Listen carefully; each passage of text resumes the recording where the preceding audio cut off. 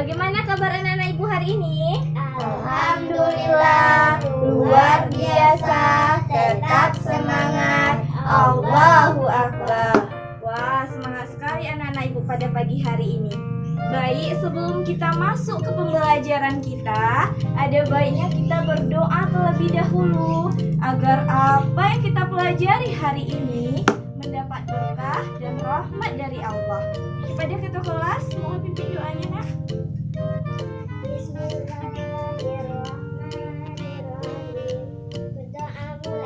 Bismillahirrahmanirrahim.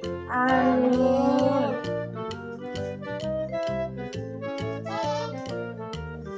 Sekarang ibu akan mencek kehadiran anak-anak ibu terlebih dahulu. Siapa tahu ada yang sakit hari ini, ada yang alfa, dan ada yang tidak masuk hari ini. Baik, ibu mulai ya. Selfie, Bunga, Hadir, Nazia, hadir.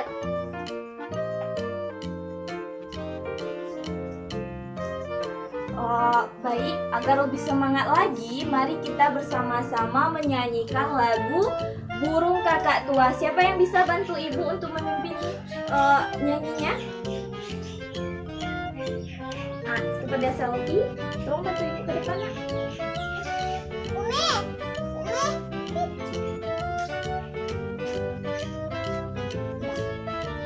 Kita mulai ya, lagu Burung Kakak Tua. Anak-anak ibu ada yang hafal kan? 1, 2, 3.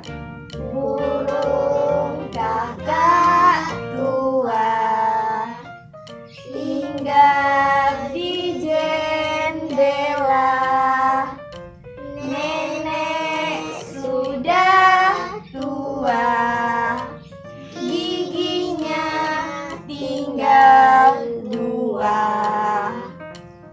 lecung, Lecung, lecung, ulala, lecung, lecung, lecung, ulala, lecung, lecung, lecung, ulala, burung kakak tua. Ya, terima kasih Sophie. Sekarang kan kembali ke tempat. Maafkan tadi, yaitunya tentang burung kakak tua. Burung kakak tua ini merupakan burung yang saat ini sudah langka dan jarang sekali kita temui di Indonesia, dan termasuk burung yang sangat dilindungi juga. Nah, sekarang ibu mau tanya deh sama anak-anak ibu. Ada nggak yang terlambat datang ke sekolah tadi pagi? Nah, anak-anak ibu sudah pandai dalam sudah disiplin. Anak-anak ibu, ada nggak yang datang terlambat tadi pagi? Enggak. Dari itu anak-anak ibu sudah pandai dalam mengatur waktu. Dalam mengatur waktu yaitunya waktu belajar, waktu bersama orang tua, waktu bersama teman. Anak-anak ibu juga harus pandai-pandai dalam memilih teman. Karena teman yang baik itu adalah teman yang membimbing kita ke dalam hal-hal yang positif atau hal-hal yang baik atau hal-hal yang positif. Dan teman yang buruk itu adalah teman yang membimbing kita ke hal-hal yang buruk, yaitunya hal-hal yang negatif. 3, yaitunya tema 3, hewan di sekitarku.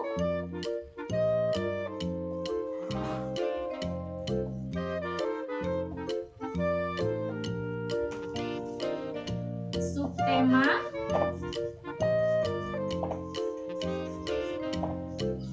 Subtema 2, keberagaman makhluk hidup di lingkunganku.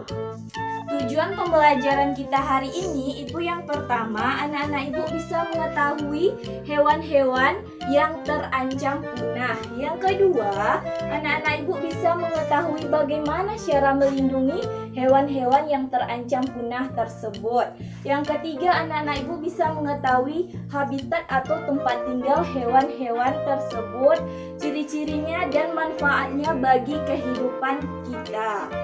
Nah, sekarang sebelum kita masuk ke pembelajaran kita, Ibu akan mengulang terlebih dahulu pembelajaran pada minggu lalu, yaitunya tumbuhan sebagai sumber daya alam hayati. Sumber daya alam hayati adalah sumber daya alam yang berasal dari makhluk hidup, ya, yang berdasarkan kepada hewan, tumbuh-tumbuhan, dan juga mikroba. Sumber daya alam hayati juga bisa dimanfaatkan oleh manusia, yaitu sebagai sumber sandang dan juga sumber pangan. Nah, sekarang kita akan masuk pada pembelajaran yang baru, yaitunya yang pertama tentang komodo.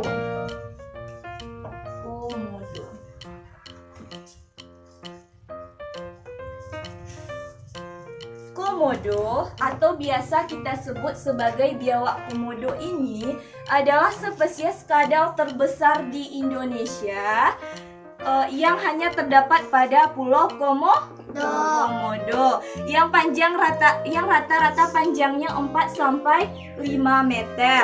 Ukurannya yang besar ini identik dengan gejala gigantisme pulau atau kecenderungan meraksasakan tubuh makhluk hidup tertentu. Nah, yang kedua kita akan belajar tentang badak bercula satu.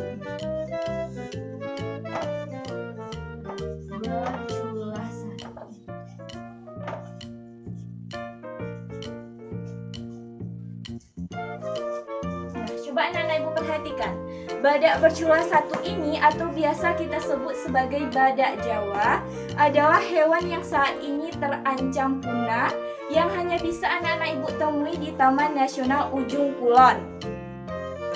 Badak bercula satu ini banyak sekali diburu oleh manusia untuk mendapatkan culahnya. Culahnya ini sangat bermanfaat bagi manusia sebagai obat-obatan. Iya, pintar. Nah, dari yang dua ini, Ibu mau tanya deh sama anak-anak Ibu. Bagaimana keberadaan hewan ini? Punah. Iya, pintar sekali Selfie. Yang kedua, mengapa hewan ini sangat dilindungi oleh manusia? Karena hewan ini sangat banyak manfaat bagi Iya, karena hewan ini sangat banyak manfaatnya bagi manusia. Contohnya saja badak tadi. Badak tadi bisa diubah menjadi obat-obatan bagi manusia. Nah, di Indonesia memiliki ribuan jenis hewan, baik itu hidup di darat dan juga di laut. Hewan-hewan ini sangat banyak. Hewan-hewan ini merupakan sumber daya alam hayati yang selain untuk membantu manusia juga diidentitaskan sebagai identitas bangsa Indonesia. Karena dari itu kita harus menjaga keberadaannya. Selanjutnya kita akan belajar tentang yang ketiga, burung cendrawasih.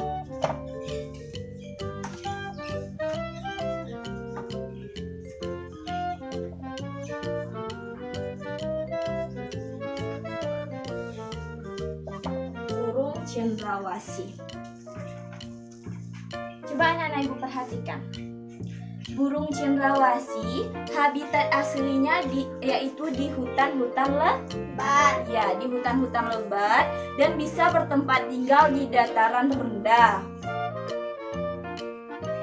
Atau bisa juga di dataran tinggi. Burung cendrawasih ini sangat banyak peminatnya karena bulu-bulunya yang sangat cantik. Contohnya saja di daerah Papua, burung cendrawasih ini disebut sebagai burung surga karena keindahan bulu-bulunya. Nah, sekarang coba anak-anak ibu baca teks tentang burung cendrawasih. Kepada Sophie, tolong dibaca ya. burung cendrawasih.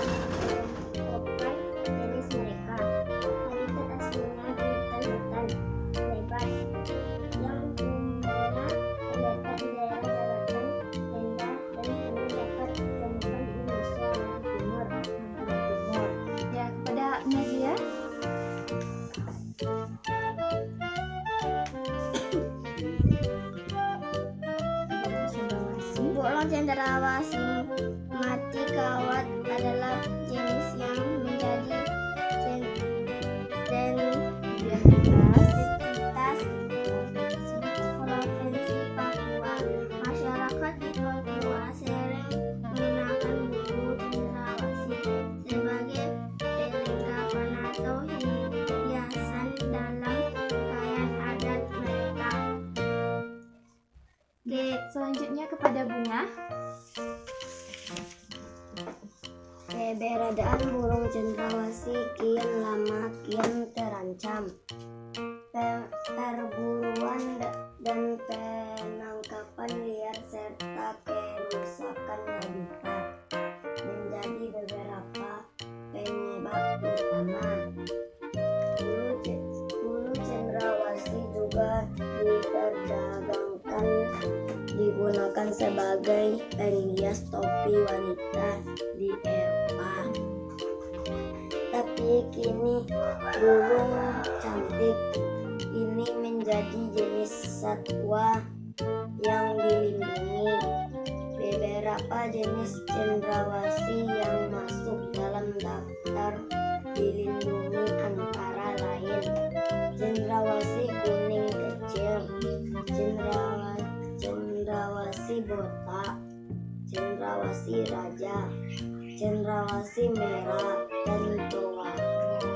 Terima kasih kepada Sophie, Nazia, dan juga Bunga yang telah membacakan teks burung cendrawasih. Selanjutnya, anak-anak ibu membuat minimal 4 daftar pertanyaan.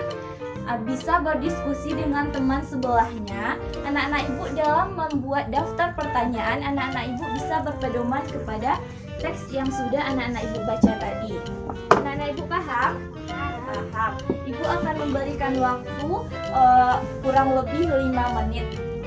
Nanti kalau anak-anak ibu sudah selesai, anak-anak ibu silakan kumpulkan ke depan. Nanti akan ibu masukkan ke dalam nilai hariannya. Selamat bekerja.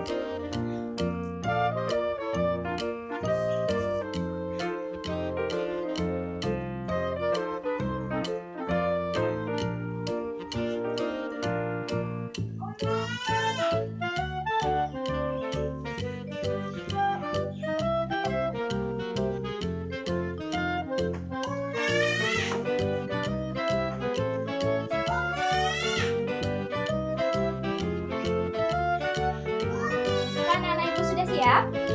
Nah, silakan kumpulkan satu orang saja. Nanti letakkan ke meja itu.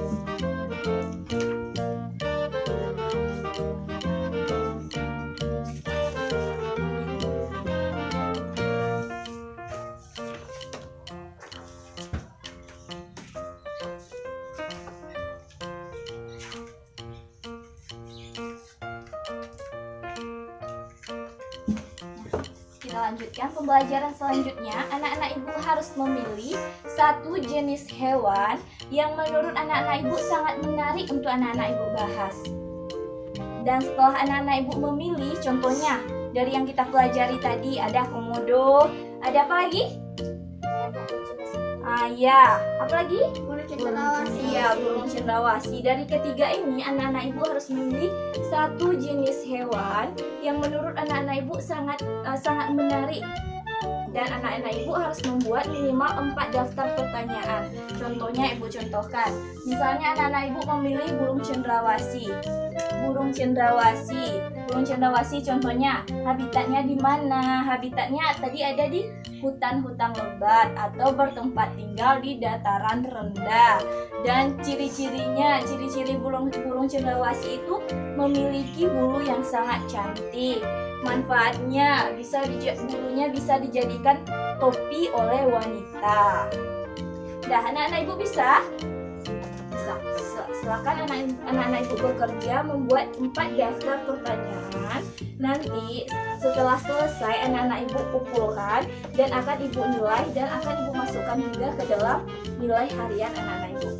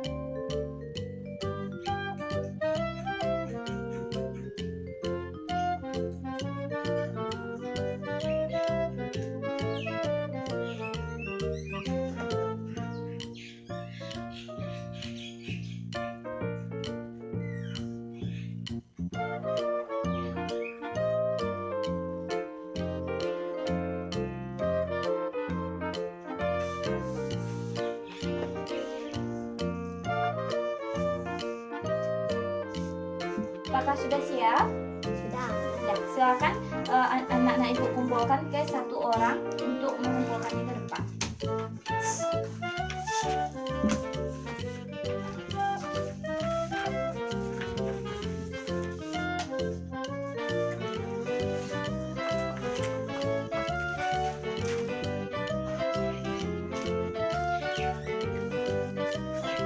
Hewan merupakan sumber daya alam hayati yang memiliki peranan penting sebagai kelestarian lingkungan. Kita wajib untuk merawat dan juga menjaganya sebagai wujud syukur kita kepada Tuhan Yang Maha Esa. Iya, kita wajib untuk melindunginya, menjaganya, dan tidak membuatnya menjadi punah. Iya, selanjutnya kita akan belajar tentang kupu-kupu.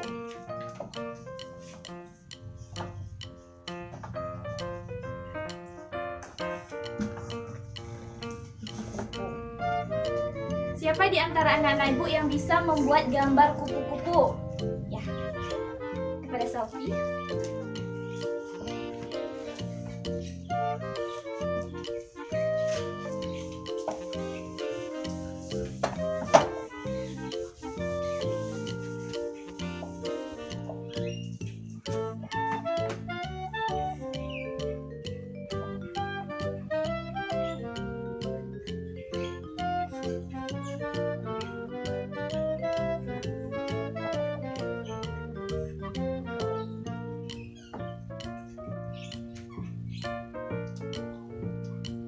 Makasih Sophie.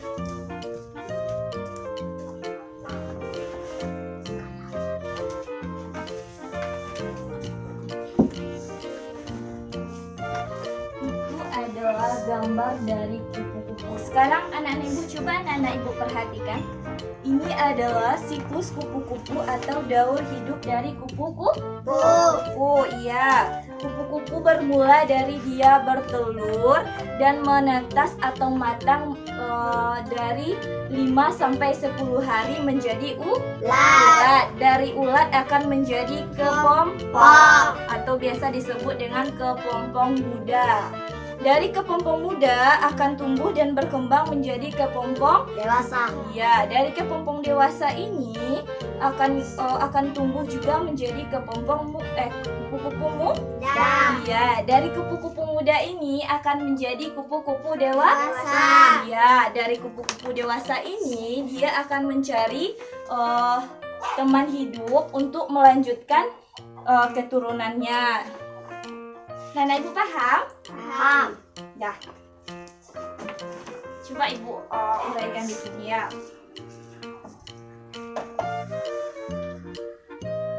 Siklus kupu-kupu atau daur hidup kupu-kupu.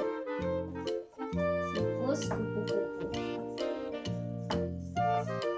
Yang pertama dimulai dari apa? Telur. Iya, dari telur.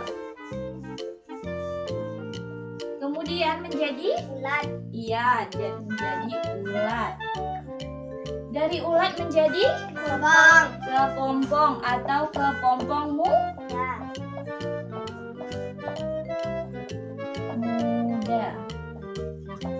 Dari kepompong muda akan menjadi kepompong Dewasa. ya, kepompong dewasa.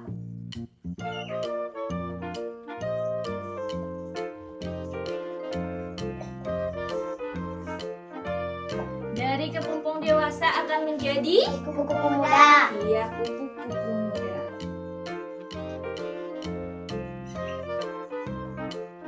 Dari kupu-kupu muda akan tumbuh dan berkembang menjadi Kupu-kupu dewasa. iya, menjadi kupu-kupu dewasa.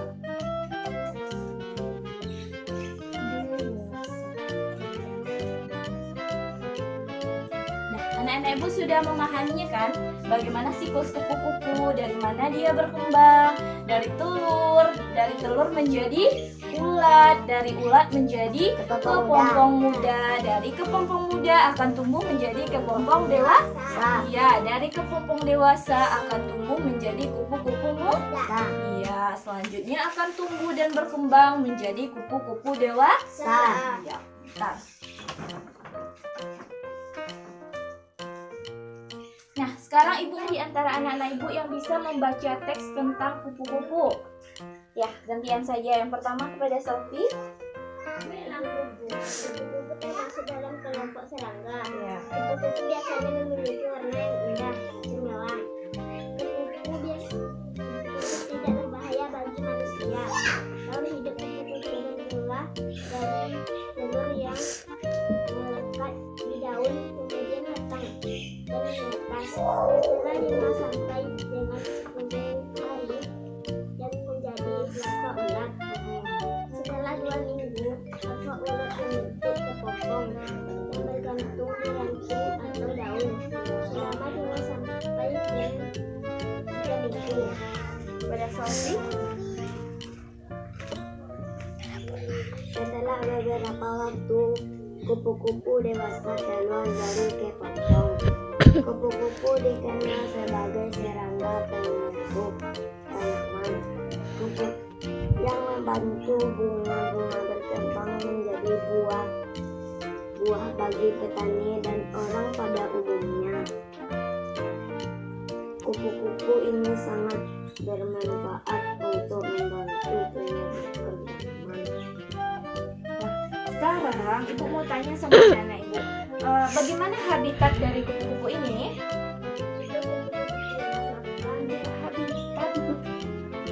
Nah, ibu, bagaimana habitat dari kupu-kupu? Di daratan tinggi dan di daratan rendah. Iya, kupu-kupu berhabitat di dataran rendah atau bisa juga di dataran tinggi. Nah, sekarang bagaimana jika kupu-kupu ini punah? Jika kupu-kupu punah, maka petani orang tidak bisa menyembuhkan tanaman. Iya, pintar. pembelajaran selanjutnya kita akan melakukan sebuah partikum sederhana atau uji coba terhadap biji kacang hijau. Ya, bahan-bahan yang digunakan itu yang pertama botol plastik bekas, yang kedua biji kacang hijau, yang ketiga air secukupnya, yang keempat tanah atau tanah kotoran sapi, kotoran kambing atau pupuk. Yang kelima itu adanya pena untuk mencatat pertumbuhan dari biji kacang hijau tersebut. Anak-anak ibu di sini akan melakukan sebuah partikum sederhana. Kita melakukan uji coba terhadap biji kacang hijau. Kita akan meletakkannya di dalam ruangan satu. Meletakkannya itu yang pertama di dalam ruangan, di dalam ruangan kelas kita. Itu yang kedua kita letakkan di luar ruangan dan mendapatkan sinar matahari. Tugas anak-anak ibu yaitu mencatat pertumbuhannya. Misalnya di dalam ruangan tumbuhnya berkembang dan daunnya sangat bagus. Yang di luar ruangan tubuhnya berkembang tapi daunnya agak layu, misalnya kayak gitu ya. Nah, anak-anak ibu harus mencatatnya selama 6 sampai 7 hari. Anak-anak ibu paham? Nah, silakan anak-anak ibu ke depan untuk mengamati bagaimana cara menanam biji kacang hijau.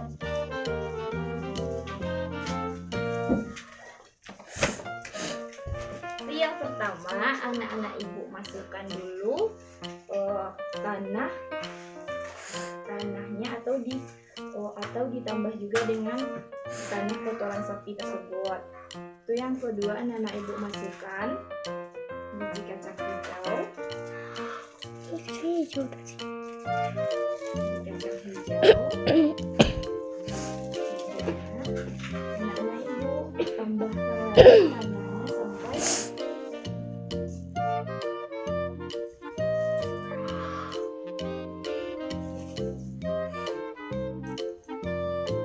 seperti ini. Anak-anak ibu tambahkan air secukupnya. Sampai di sini anak-anak ibu paham?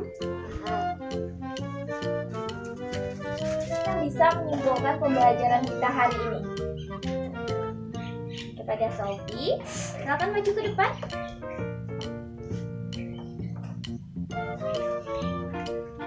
Silakan Sophie, buat di papan tulis. Apa kesimpulan dari pembelajaran kita hari ini?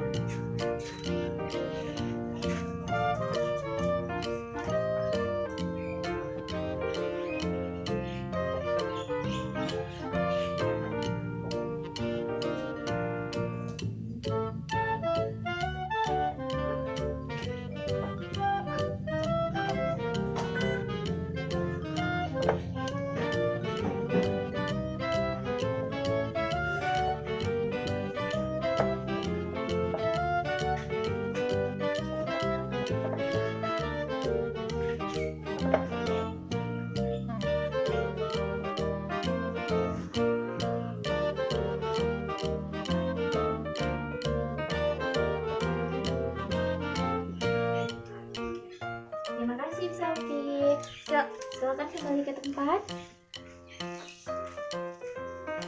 Baik, kesimpulan pembelajaran kita hari ini itu ada yang pertama, kita telah mempelajari tentang komodo. Yang kedua, kita telah mempelajari tentang badak bercula Satu.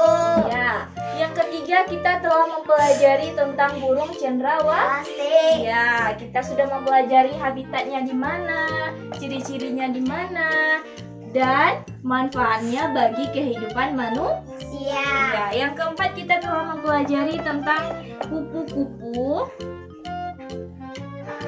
atau siklus hidup atau daur hidup kupu-kupu.